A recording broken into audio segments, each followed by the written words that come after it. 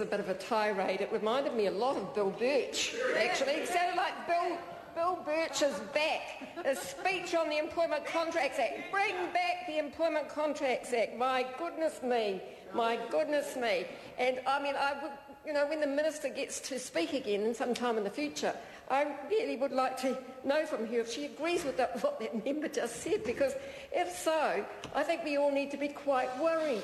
In fact, what I think I might do is get Alan Peachy's Hansard and send it off to all the unions, because that Minister meets with the Council of Trade Unions regularly, I'm told, in good order, not criticising her for that. I'm going to send off the Hansard, where he said all of the things about trade union secretaries and interfering union officials. See, I thought that the National Party had moved on. I really did. Even though, I don't have high expectations of the National Party, I thought that we'd moved on from that kind of rhetoric.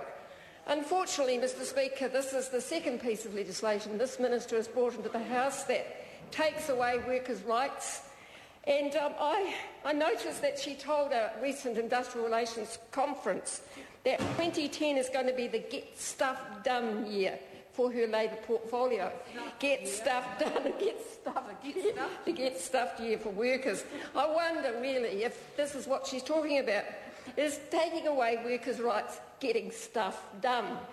Because this is a very hastily, poorly drafted bill, rushed into the House late last year in a panic because the Minister thought that the air traffic controllers were getting out of control, rushed into the House without consultational notice to anyone, including the Council of Trade Unions. John Key went along to the Council of Trade Unions conference the week before, smiled and waved, never said a word about this legislation that was introduced the following week.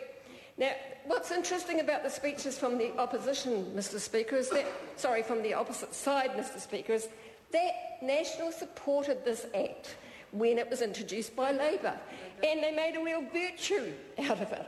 I remember that Minister, who was then an opposition member, making a real fuss about doing so, making a real virtue.